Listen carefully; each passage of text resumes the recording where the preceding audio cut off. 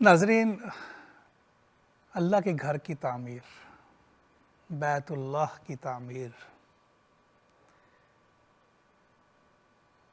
قربانی قبول ہوئی ابراہیم علیہ السلام کی، جنت سے دمبا لایا گیا اور وہ فدیہ میں ذبیحہ ہوا۔ اس کے بعد جب ابراہیم علیہ السلام دوبارہ تشریف لائے، اسماعیل علیہ السلام اب جوانی میں قدم رکھ رہے ہیں، تو اللہ سبحانہ و تعالیٰ کے حکم سے اللہ کے گھر کی تعمیر شروع کی گئی۔ کہاں تعمیر کریں؟ کون نقشہ کس آرکیٹیکٹ سے بنوائیں؟ دیکھیں نا یہاں پہ کیا ہوتا ہے، جتنے بڑی تعمیر، جتنی زبردست عمارت ہوتی ہے، اتنا بڑا آرکیٹیکٹ ڈھونڈا جاتا ہے کہ بھئی اس سے نقشہ بنوایا جائے، ایسے کھڑکی رکھوائی جائے، ایسے اس کی اتنی اونچی اونچائی ہوگی، یہاں اس کی بنیاد ہوگی۔ تو اس کے تو آرکیٹیکٹ اللہ کی ذات ہے۔ اللہ کے حکم سے بادلوں کا ٹکڑا آ جاتا ہے جو سایہ کر دیتا ہے اس جگہ پہ کہ جس جگہ پہ حکم دیا جاتا ہے کہ آپ کعبۃ اللہ کی بنیادیں اٹھائیں۔ یہ وہی بنیادیں ہیں جو کہ آدم علیہ السلام نے جہاں اللہ کا گھر بنایا، انہی بنیادوں پر حضرت ابراہیم علیہ السلام اللہ کے گھر کی دوبارہ تعمیر شروع کرتے ہیں۔ ان کے بیٹے انہیں پتھر پکڑا رہے ہیں، پتھر لگا رہے ہیں باپ، اور تعمیر شروع ہو گئی۔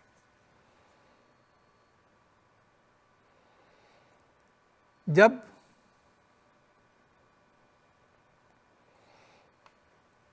دیواریں قد سے اوپر جاتی ہیں تو اب ظاہر ہے اونچائی پہ تعمیر کرنے کے لیے آپ کو، آج کل تو ہمارے ہیں کہ یہاں پہ ہم جو ہے کسی کرین کے ذریعے ہم موو کر لیتے ہیں اور اونچا چلے جاتے ہیں۔ تو حضرت ابراہیم علیہ السلام حضرت اسماعیل سے کہتے ہیں کہ پتھر لائیں، تو وہ پھر پتھر لے کے آتے ہیں۔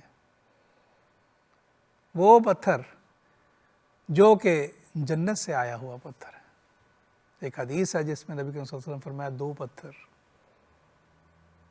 ایک جس پر حضرت ابراہیم علیہ السلام نے کھڑے ہو کر تعمیر کی، مقام ابراہیم جسے کہتے ہیں، دوسرا حجر اسود، دونوں جنتی پتھر ہیں۔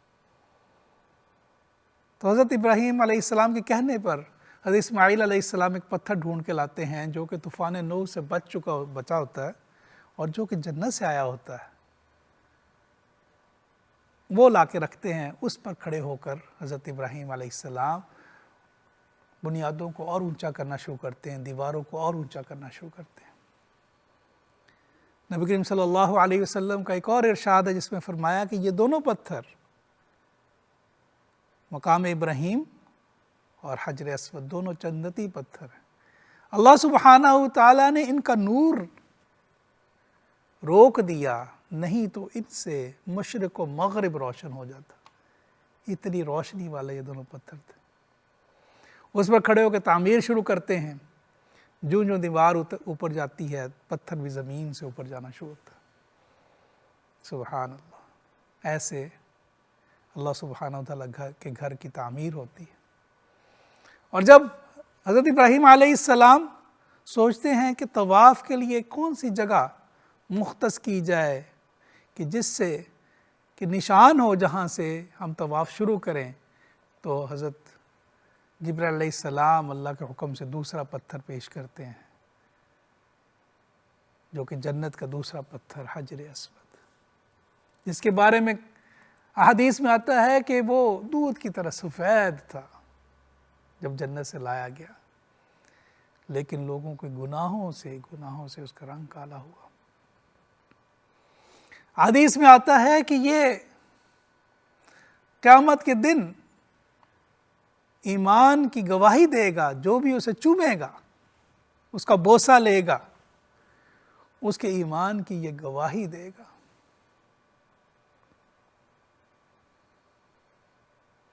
ایک اور حدیث ہے جس کے الفاظ ہیں الحجر یمین اللہ تعالی فی الارض، یہ حجر، یہ پتھر جو ہے حجر اسود، اللہ سبحانہ و تعالیٰ کا دنیا میں دایاں ہاتھ ہے، یعنی اس کا بوسہ لینا ایسے ہی ہے جیسے اللہ سبحانہ و تعالیٰ کا دانے ہاتھ کا بوسہ لینا.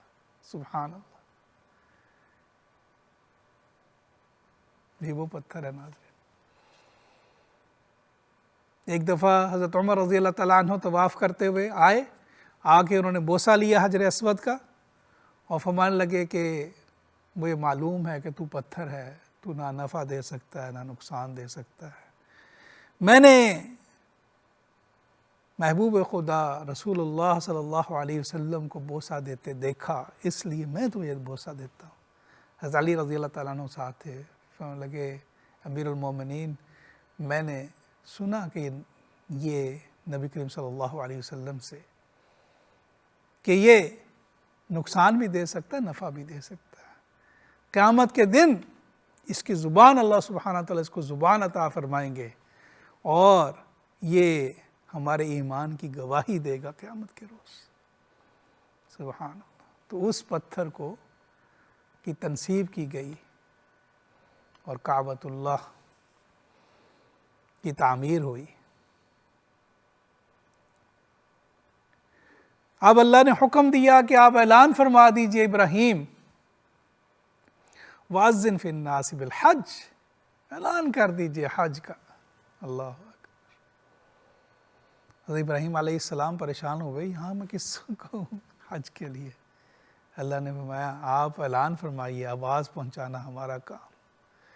تو یہ آواز ان کی رحموں میں چلی گئی، جو آنے والی نسلوں تک یہ آواز چلی گئی، اور ہم اس آواز، اس ندا کا جواب دیتے ہوئے جاتے ہیں. لبیک اللہم لبیک لا شریک لک لبیک ان الحمد والنعمت لک والملک. یہ اس ندا جو حضرت ابراہیم علیہ السلام نے دی، اور اس ندا کو اللہ سبحانہ وتعالی نے ہر طرف ہر جگہ پہنچا دیا اور ہر وقت میں پہنچا دیا، ہر کان کی سماعت تک پہنچا دیا. اب لاکھوں لوگ کہاں کہاں سے نہیں اس صدا کو جواب دیتے ہوئے دوڑے چلے آتے ہیں. ناظرین، یہ ہے اللہ کا گھر جس کا طواف، اس کا پھر تعمیر کے بعد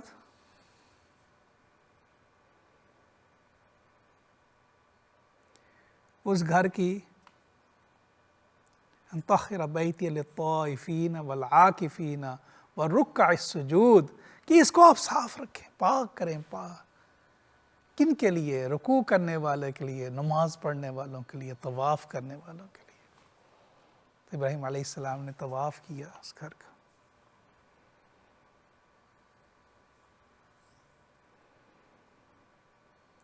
وہ پتھر جس کے اوپر حضرت ابراہیم علیہ السلام نے اس اللہ کے گھر کی تعمیر کی، یہ بھی بڑی کیا اللہ سبحانہ و تعالیٰ کی محبت کے انداز ہیں.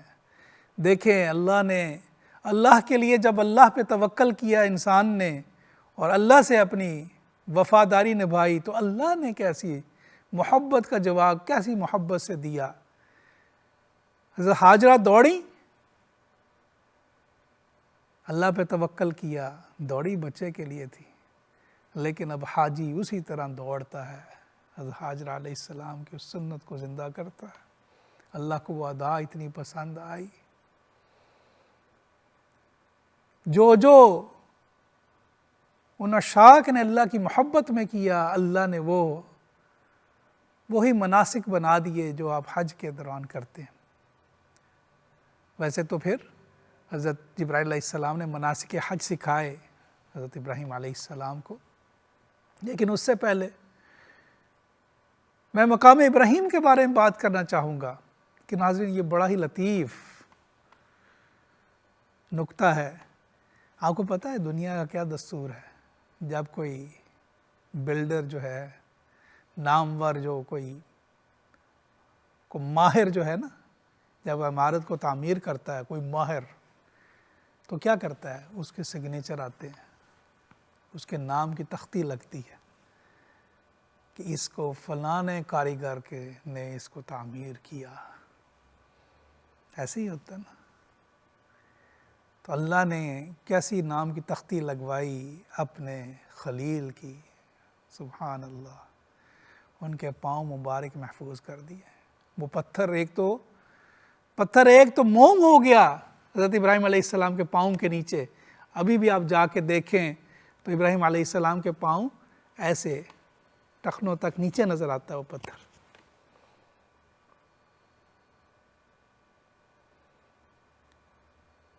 یعنی تا قیامت اس گھر کا تعمیر کرنے والا اس کو بھی یاد رکھا جائے گا. اور اس کے دستخط نہیں اللہ نے رکھے, اللہ نے اس کے پاؤں کے نشان محفوظ کر دیے کہ وہ ایسے کھڑا ہوا تھا. اللہ اکبر. روایات میں آتا ہے کہ قریش نے ایک دفعہ حضرت ابراہیم علیہ السلام اپنے ایک نجومی سے کہا کہ قریش کے سرداروں نے کہ ہم میں سے کس کے پاؤں, کیونکہ ہم اولاد ابراہیمی ہیں, ہمارے وہ جد ہیں, تو ہم میں سے کس کے پاؤں ان سے ملتے ہیں. تو اس نے کہا کہ آپ زمین صاف کریں, اس کے اوپر چلیں تو میں آپ کو بتاتا ہوں. تو لوگ چلے اس میں سے. تو جب نبی کریم صلی اللہ علیہ وسلم نے پاؤں مبارک رکھے تو اس نے کہا یہ ہیں پاؤں مبارک جن کے ابراہیم علیہ السلام. نبی کریم صلی اللہ علیہ وسلم کے پاؤں کے نیچے بھی پتھر موم ہو جایا کرتے تھے. اللہ نے اپنے خلیل کے پاؤں کے نیچے بھی پتھر کو موم کر دیا. اور وہ مقام ابراہیم وَاتَّخِذُوا مِن مَقَامِ إِبْرَاهِيمَ مُصَلًّى کہ ابراہیم کے اس مقام ابراہیم کو ہم نے نماز کے لیے جگہ بنا دیا. یعنی اس کے پاس نماز پڑھنا, جب ہم طواف سے فارغ ہوتے ہیں تو مقام ابراہیم کے پیچھے نماز پڑھی جاتی ہے, ایسے کہ آگے مقام ابراہیم اور بیت اللہ کا دروازہ.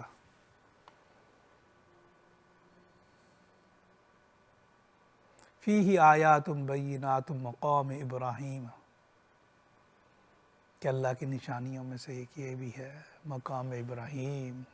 اللہ اکبر, کتنی بڑی نشانی اور کتنی اللہ سبحانہ و تعالیٰ کی محبت. آپ دیکھیں, آپ ایک نظر دیکھیں گے, ایک تو زیارت ہوتی ہے اللہ کے اس جلیل القدر نبی کے پاؤں مبارک کی زیارت تو ہوئی, لیکن آپ کو اللہ سبحانہ و تعالیٰ کی محبت, اللہ سبحانہ و تعالیٰ کے فیصلوں کا بندہ عشش کرتا ہے. دیکھیں اللہ نے اس معمار کی نہ صرف نام زندہ کر دیا بلکہ پاؤں کے نشان تک محفوظ کر کے رکھ دیے. کیا وہ دیکھو میری راہ میں جو کھڑا ہوتا ہے اس کو ایسی عظمت نصیب ہوتی ہیں.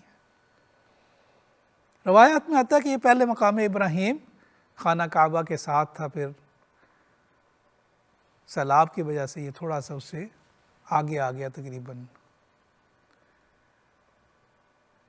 کوئی 11-12-13 فٹ کے فاصلے پہ اس سے یہ خانہ کعبہ سے دوری پہ مقام ابراہیم ہے.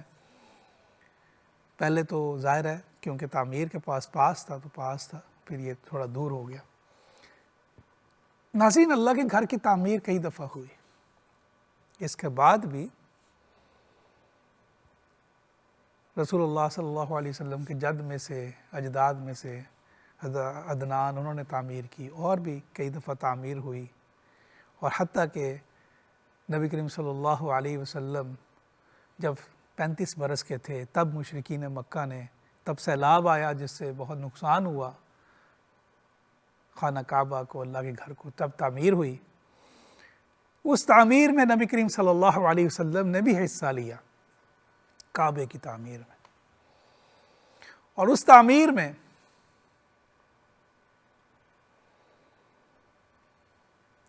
نبی کریم صلی اللہ علیہ وسلم پتھر اپنے کندھے مبارک پر اٹھا کر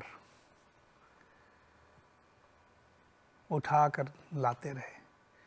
اور پھر کیا ہوا, جب حجر اسود رکھنے کا موقع آیا تو تب تنازع پیدا ہو گیا کہ یہ مبارک پتھر کون رکھے. اس میں جھگڑا ہو گیا. اب ہر کوئی تھا کہ میں رکھوں. پھر فیصلہ یہ ہوا کہ اگلے روز جو مسجد حرام میں پہلے داخل ہوگا اس سے فیصلہ کرایا جائے گا. تو اگلے روز نبی کریم صلی اللہ علیہ وسلم پہلے داخل ہوئے. سب پکار اٹھے, یہ صادق و امین ہیں, ہم ان سے فیصلہ کراتے ہیں. اور نبی کریم صلی اللہ علیہ وسلم نے کمال دانش مندی سے اس تنازع کا حل نکالا. آپ نے کہا ایک چادر لاؤ. تمام جتنے بھی بڑے بڑے قبیلوں کے سردار تھے انہوں نے کہا آپ چادر کو چاروں طرف سے پکڑ لو. سب کا حصہ پڑ گیا اور اس کو حجر اسود کو اس چادر میں رکھا گیا اور اس کو اٹھایا گیا. اٹھا کر اور پھر نبی کریم صلی اللہ علیہ وسلم نے اس کو اس کی جگہ پہ نصب کر دیا.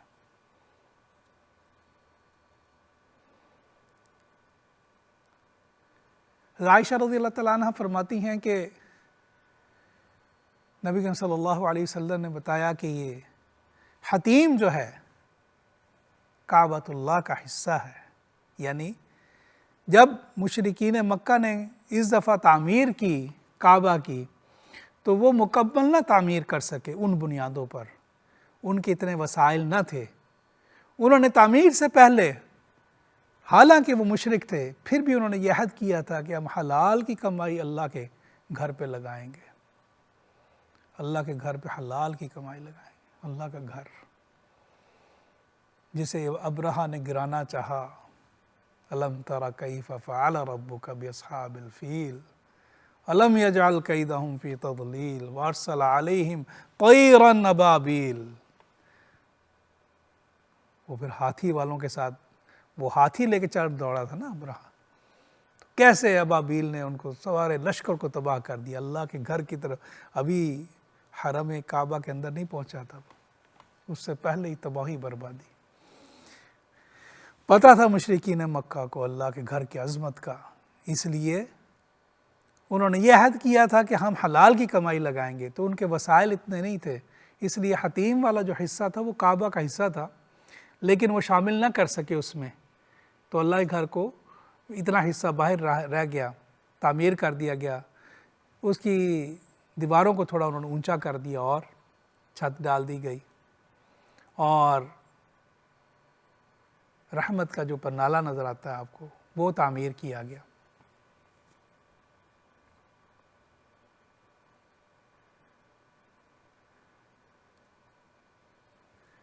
حضرت عائشہ رضی اللہ تعالیٰ عنہ فرماتی ہیں کہ میں نے نبی کریم صلی اللہ علیہ وسلم سے پوچھا کہ جو اونچے دروازے بنائے گئے تو نبی کریم صلی اللہ علیہ وسلم نے فرمایا کہ مشرکین مکہ نے پہلے کیا تھا کہ کعبہ کا دروازے زمین کے اوپر تھے اور دو دروازے تھے مشرق اور مغرب میں.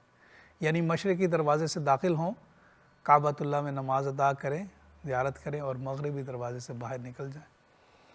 پھر کیا ہوا کہ اونچا کر دیا گیا، دروازہ بھی اونچا کر دیا گیا اور پھر اجارہ داری ہو گئی، جس کو چاہتے مکہ والے داخل کرتے، جس کو چاہتے نہ کرتے. تو عائشہ فرماتی ہیں کہ میں نے نبی کریم صلی اللہ علیہ وسلم سے کعبے میں نماز پڑھنے کے لیے کہا تو آپ نے میرا ہاتھ پکڑا اور مجھے حتیم میں لے گئے، کہنے لگے کہ عائشہ یہاں نماز پڑھو، یہ کعبہ ہے، اللہ کا گھر ہے یہ. اللہ اکبر. دیکھیں اس میں بھی کتنی اللہ سبحانہ تعالیٰ کا فضل اور رحمت ہے کہ جو بھی حتیم میں جا کے نماز پڑھے گا ایسے ہی ہے جیسے کہ کعبۃ اللہ کے اندر نماز پڑھ رہا ہے. حتیم کا وہ حصہ چونکہ وہ کعبے میں شامل نہیں کیا گیا تھا لیکن وہ انہی بنیادوں پر جن بنیادوں پر کعبے کو بنایا گیا وہ تھی، وہ نہ بنا سکے اس کو. ایک اور حدیث ہے جس میں نبی صلی اللہ علیہ وسلم فرمایا کہ اگر مجھے یہ ڈر نہ ہو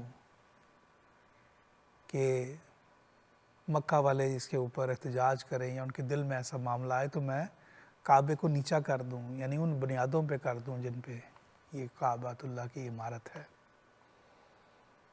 اور ناظرین پھر ایسا دور بھی آیا حضرت عبداللہ بن زبیر رضی اللہ تعالیٰ عنہ کہ جب 63 ہجری میں کربلا کا معرکہ ہوا، یزید کی بیعت نہ مانی گئی تو حضرت عبداللہ بن زبیر بھی ان میں شامل تھے جنہوں نے بیعت نہ کرنے کا عہد کیا تھا کہ ہم بیعت نہیں کریں گے. یزیدی فوجوں نے ان کا پیچھا کرتے ہوئے مکہ کی طرف آ گئے اور کعبے کا محاصرہ کر لیا گیا اور کعبے پہ سنگ باری کی گئی جس سے کعبے کی بلڈنگ کو نقصان پہنچا. خبر آئی یزید کی موت کی، محاصرہ اٹھ گیا، لوگ چلے گئے. اب چونکہ عمارت کو نقصان پہنچا تھا تو عبداللہ بن زبیر نے دوبارہ خانہ کعبہ کی تعمیر کی۔ یہ جو تعمیر تھی، یہ تعمیر ان بنیادوں پر تھی جن بنیادوں پر حضرت ابراہیم علیہ السلام نے تعمیر کیا، یعنی حتیم کو بھی انہوں نے کعبے میں شامل کیا، دروازہ نیچے کر دیا، 2 دروازے کر دیے، اور اس طرح اللہ کے گھر کی تعمیر حضرت عبداللہ بن زبیر نے کی۔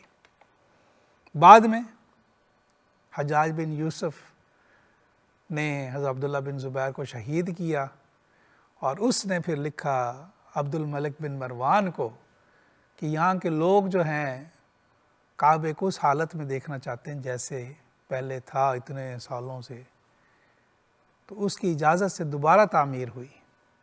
حجاج بن یوسف نے دوبارہ سے پھر کعبے کی ویسی شکل میں، اونچائی میں، اور دروازہ بھی اونچا کر کے لگا دیا گیا۔ یمنی چادر، کالی چادر اس کے اوپر ڈالی گئی، رسول اللہ صلی اللہ علیہ وسلم کے دور میں شرکت ہوئی اس میں، اور یہ بھی کعبہ، غلاف کعبہ اس کا حصہ۔ اس کے بعد سلطنت عباسیہ میں سلطان مراد نے،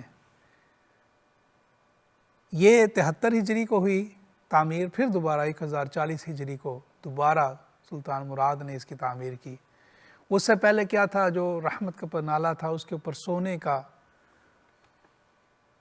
پانی اور سونے کا پترا چڑھایا گیا، لیکن اب کے سونے کا بنا کے لگایا گیا وہاں پہ، اور کعبے کو دوبارہ چونکہ اس دفعہ پھر سیلاب سے نقصان پہنچا تھا، تعمیر ہوئی۔